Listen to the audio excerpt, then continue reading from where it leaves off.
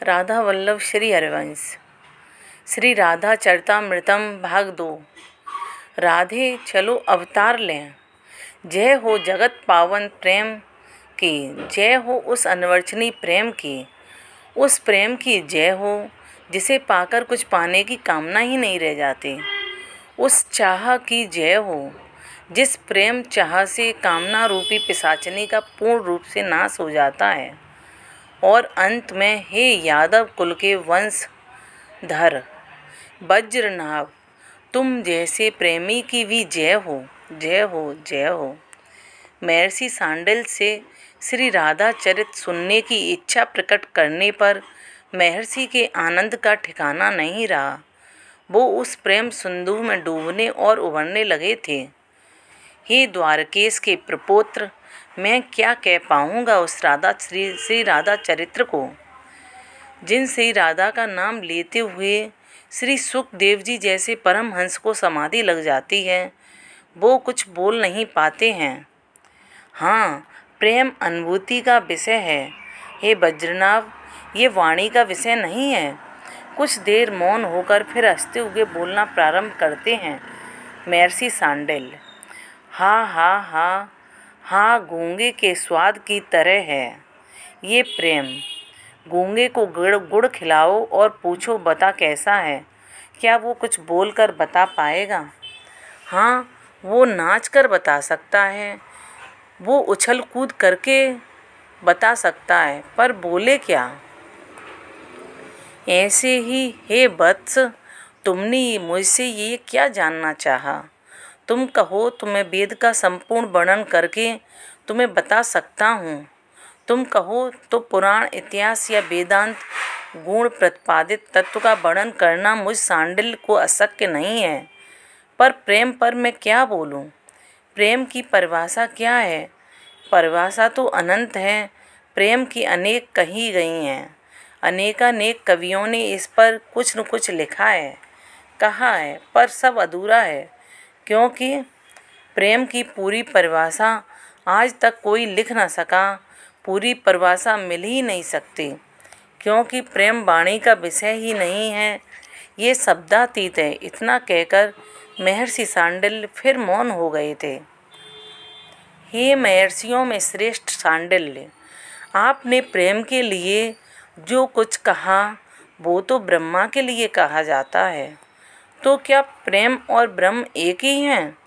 अंतर नहीं है दोनों में? मैं अधिकारी हूँ कि नहीं? हे महर्षि, मैं प्रेम तत्व को नहीं जानता।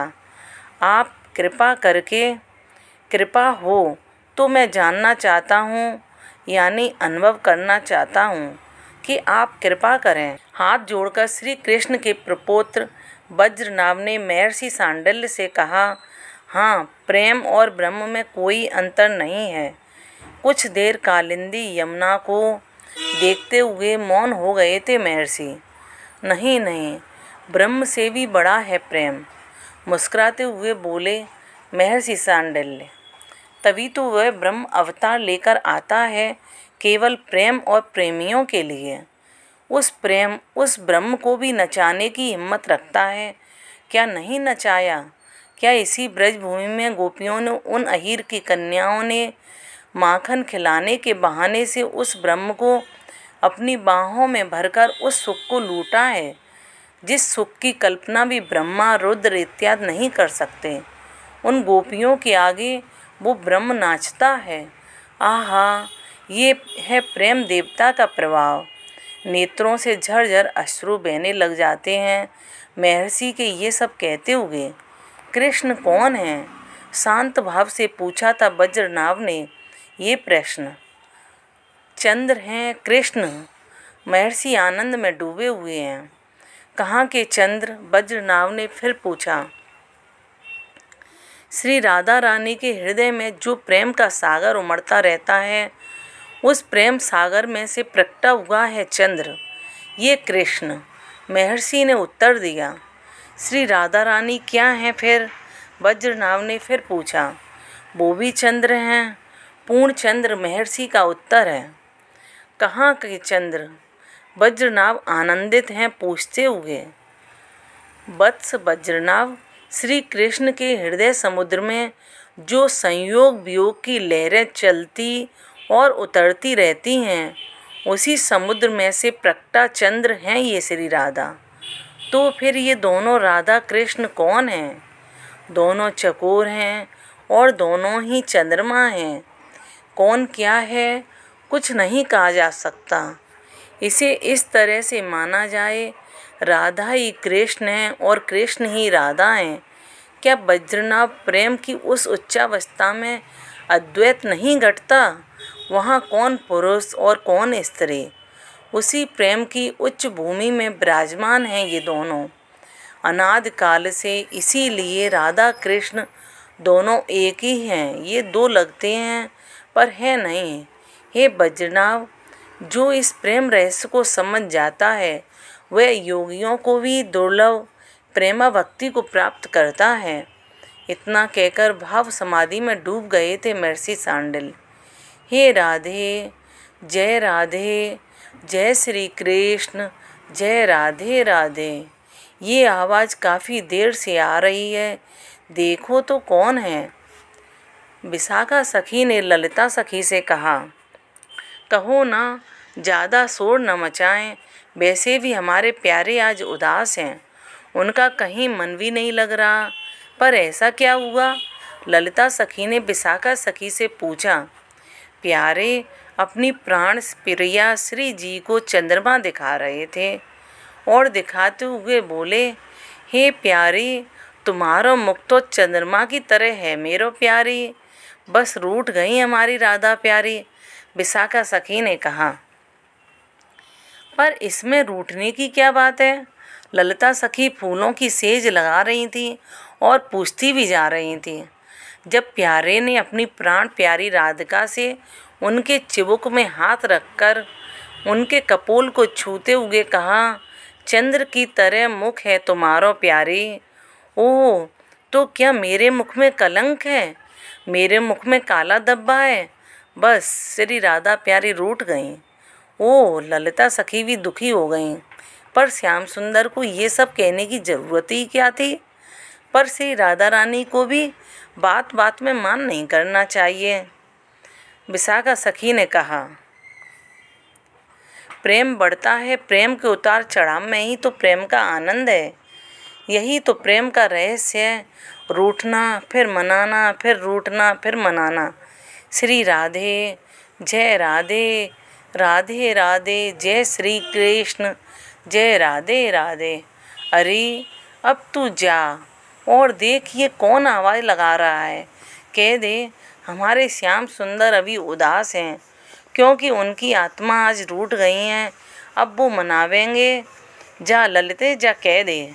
ललिता सखी बाहर आईं और पूछा, आईं कौन है आप और क्यों ऐसे पुकार रहे हैं?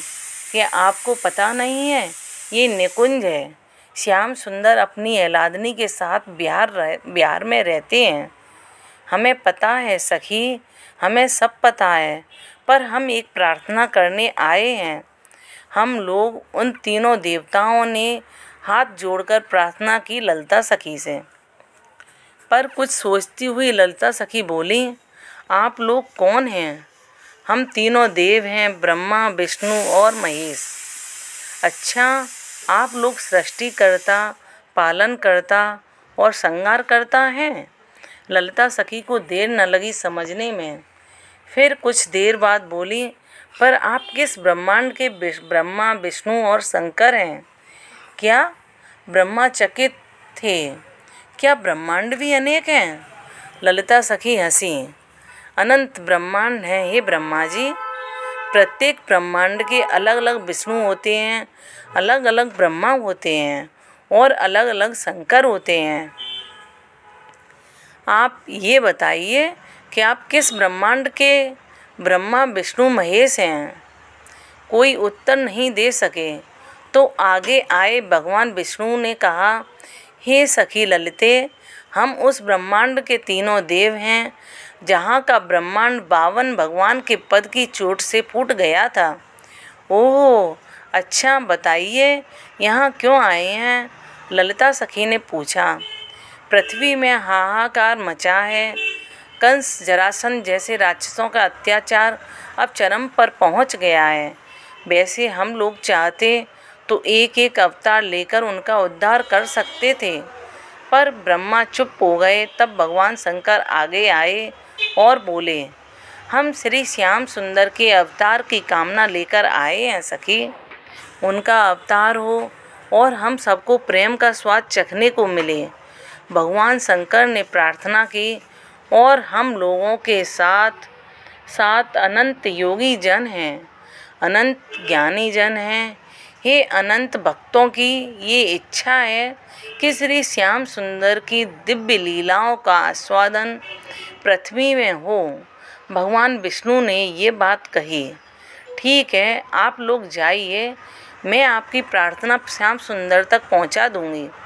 इतना कहकर ललिता सखी निकुंज में चली गईं। प्यारी मान जाओ ना, देखो मैं हूँ तुम्हारा अपराधी। हाँ, मुझे दंड दुरा दे, मुझे दंडित करो। इस अपराधी को अपने बाहु पास में बांधकर हृदय में कैद करो।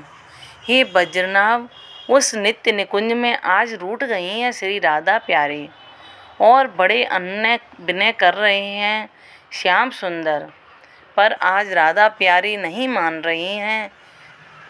इन पायल को बजने दो ना, ये करदनी कितनी कस रही है तुम्हारी छीण कटी में, इसे ढीला करो ना। हे श्री राधे, तुम्हारी वेणी के फूल मुरझा रहे हैं, नए लगा दूं, नए सजा दूं। हे युगल सरकार की जय हो। ललिता सखी ने उस कुंज में प्रवेश किया। हाँ, क्या बात है ललिते, देखो ना, आज श्री जी आज मान ही नहीं रही। असाहा से श्याम सुंदर ललिता सखी से बोले। मुस्कुराते हुए ललिता ने अपनी बात कही। हे श्याम सुंदर, आज 3 देव आए थे, ब्रह्मा विष्णु महेश।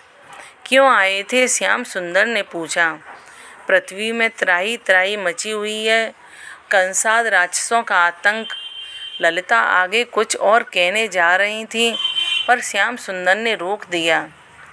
बात ये नहीं है, क्या राक्षसों का वध ये विष्णु या महेश से संभव नहीं है? उठे श्याम सुंदर तमाल के वृक्ष की डाली पकड़कर त्रिभंगी भंगिमा से बोले, बात कुछ और ही है।